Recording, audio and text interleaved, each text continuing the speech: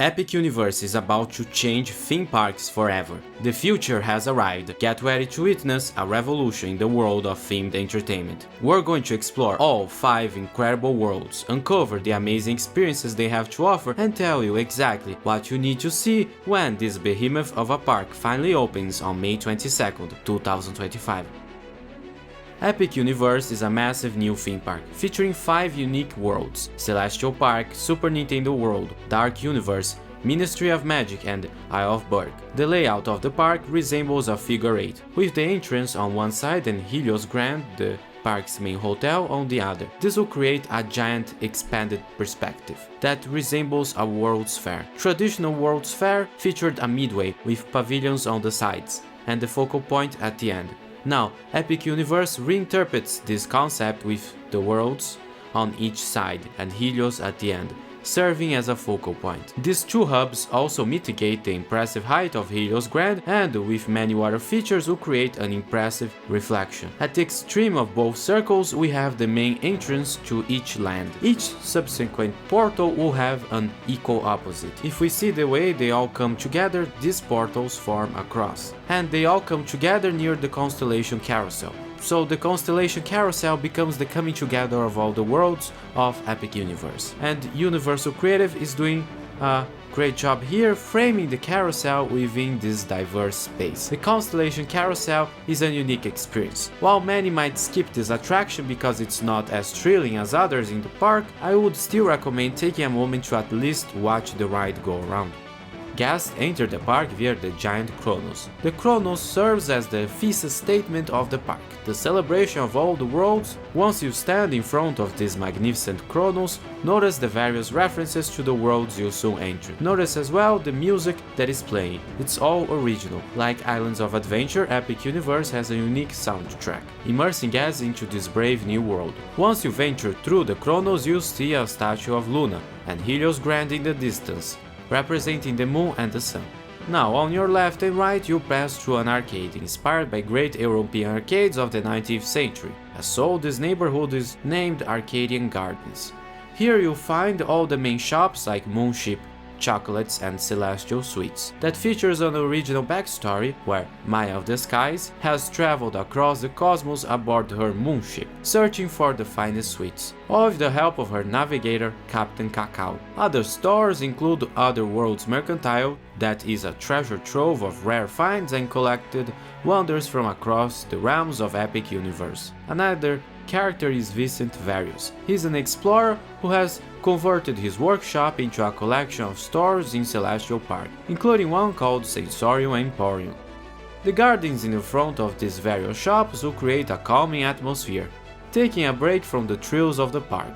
The water flows like a stream with waterfalls until it reaches the main pool. Here you'll find the Atlantic, a sit-down restaurant with nice kinetic energy. The vistas here will be incredible. Next to Constellation Carousel you'll find Super Nintendo Star Store. The exterior features neoclassical architecture with stained glass windows celebrating characters from Super Mario and Zelda. Adjacent to the store will be a quick service location, named Pizza Moon. This location pays tribute to Georges Méliès, A Trip to the Moon. The interior is themed to a theater of some sort converted into a pizzeria. Opposite to Pizza Moon is Celestial Park's signature attraction, Starfall Racers.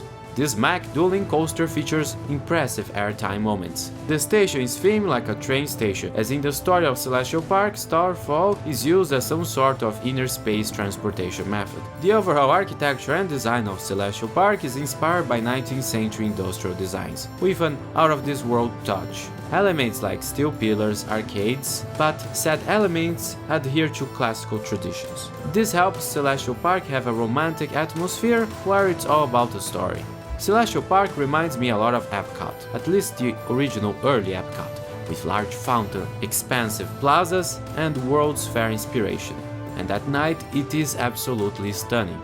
Now it's time to venture into the incredible worlds of Epic Universe, traversing through its portals and discovering new realms. First we enter Isle of Berk. Located on the eastern corner of the park, let's first take a look at its majestic portal. Notice the large pinnacle-like structure, reminiscent of the designs from the movies. Entering the portal, you see a large screen transporting you into this world. As you venture inside Isle of Berk, we see large statues and mid-hall in the distance, creating a large perspective and immersing us into this dragon-filled world. Notice the coaster, Hiccup's winged gliders, passing through on your left. As the coaster nears its signature moment near the water, fountains will give the illusion of a splash, making you feel as if you touched the water. This area will also be home to a play zone and a dueling Gerstlauer Skyfly ride, named Dragon Racers Rally. The epicenter of this world is Mid-Hall, that serves as a quick service location, recreating iconic scenes from How to Train Your Dragon. Next to that are also some shops, like How to Treat Your Dragon and Viking Traders. Adjacent to said locations will be Fire Drill, a family-friendly interactive boat ride by Mock Rides, where guests battle with water cannons. Even better, get ready to actually meet your favorite Viking and his best bud. That's right, Hiccup and Toothless will be on hand for meet and greets all day long. Imagine getting up close with these iconic characters, a truly unforgettable experience for any fan of the movie. The confirmed meet and greet with Hiccup and Toothless is just the beginning, however. Universal's taking dragon encounters to a whole new level by utilizing technology similar to what powers Latte, a spotic robotic figure that used to be in front of Toothsome Chocolate Emporium. This will allow them to bring dragons like Dart to life with incredible realism.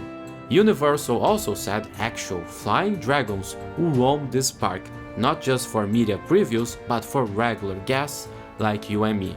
Probably the highlight of Isle of Berk will be the Untrainable Dragon, a massive show performed for the whole family. A version of this show is already playing in Beijing, and since its opening in China, it has become a fan favorite.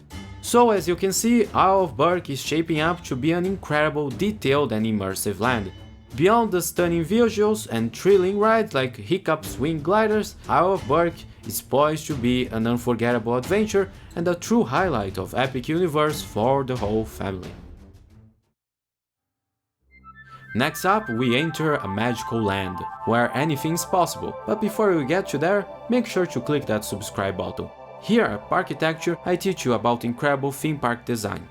As we approach the portal to Ministry of Magic, we enter a world that is familiar yet unknown. As we pass through the entrance portal, we are greeted by Port Saint-Denis, or at least inspired by Port Saint-Denis. As you enter this world, you'll see tall buildings side by side in a somewhat symmetrical axis.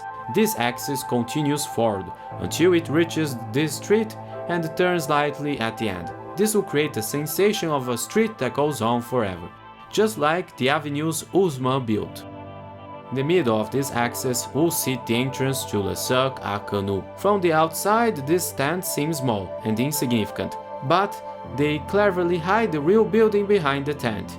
Universal creatives will create a surprise moment once you venture inside. That's why this place is called Place Cachée. This land has a lot of names in French, so I can't wait to see all the mispronunciations and general confusion it will create. Here, butterbeer is called bière à beurre, and ones are called baguette magique.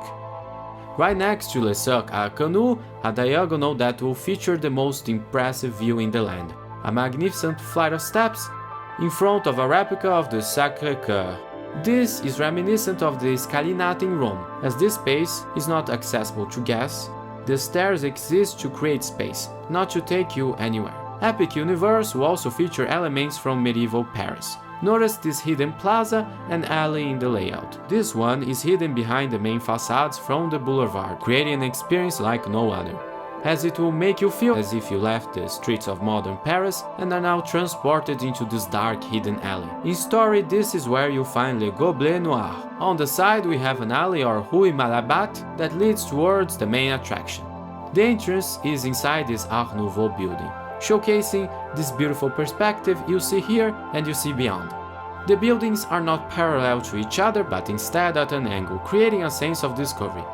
Here sits the most impressive, or probably the most impressive attraction in the park, Harry Potter and the Battle at the Ministry. Your adventure begins as you travel by the Flu network, from Wizard in Paris straight to the heart of the British Ministry of Magic.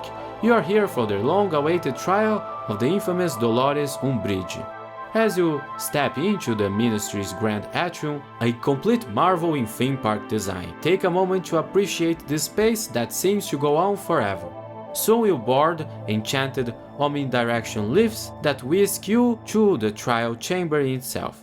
So as you can see, stepping into the Wizarding World's Ministry of Magic at Epic Universe is going to be like stepping into another dimension, as the land is full of visual storytelling. It's clear this Ministry of Magic land is going to impress every guest that steps foot onto it. It's clear this new Ministry of Magic land will be groundbreaking when it opens.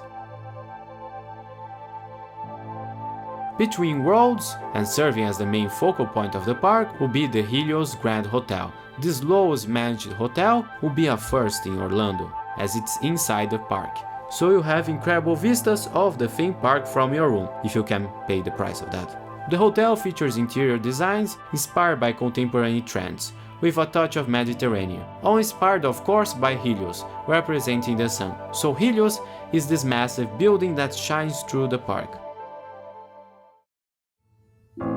Perhaps the most intriguing world is Dark Universe. Inside this universe we have an eclectic mixture of Central European vernacular architecture, something akin to what you see in a horror movie from the 30s. Take note of the layout of the building. Instead of a symmetrical axial perspective, we have this asymmetrical tight perspective, with a focal point at the end. This will be a somewhat replica of Chateau Noisy in Belgium. This castle takes design inspiration from Neo-Gothic architecture, something that's often associated with classic monsters. In real life, this building was actually demolished, but here it serves as the main attraction to this land. Enter and find Victoria Frankenstein's manor and embark on an experience like no other. Utilizing the Cook Arm ride system premiered in Forbidden Journey, Monsters Unchained, the Frankenstein Experiment will feature lifelike and scary audio animatronics. These advanced figures are a marvel of engineering. Despite all the scary monsters in this ride, one stands out. Igor has been a fan favorite character. Beyond that, Dark Universe will feature a spinning roller coaster, Curse of the Werewolf. Guests will enter the encampment of the Guild of the Mystics. This encampment seems to be inspired by many Roma elements. But perhaps the most impressive element of Dark Universe is not an attraction, but rather an architectural focal point, the Burning Blade Tavern. And don't take this concept art as fantasy, as the windmill will be flaming periodically, just like in the movies. The village features a make-up experience where you can be transformed into a monster, and Das Steakhouse, a quick service location. There is also Pretorius Scientific Oddities, a shop, perfect for monster fans. Dark Universe serves as an architectural reflection of our fascination with legends and mythos surrounding monsters, and it's now brought to life. Located next to Constellation Carousel will be the portal to our next adventure, Super Nintendo World. Ascend via the escalators to a world you might be familiar with, as two lands are already present in Osaka and Hollywood. Super Nintendo World is divided in two, an area dedicated to Mario and another to Donkey Kong. The first mini area of Super Nintendo World will feature two attractions, an augmented reality dark ride inspired by Mario Kart and Yoshi's Adventure. Take notice of how this land combines different levels, creating a sense as if this world is bigger than you might think.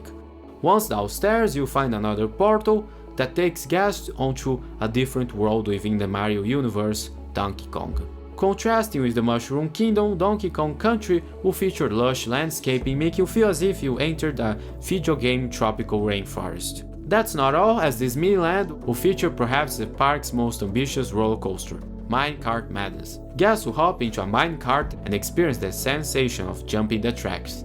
This is accomplished by hiding the real coaster tracks beneath the fake mine track ones. The coaster will travel through the Golden Temple, with a main water feature in the middle, giving a dynamic look that makes the temple seem bigger than it actually is.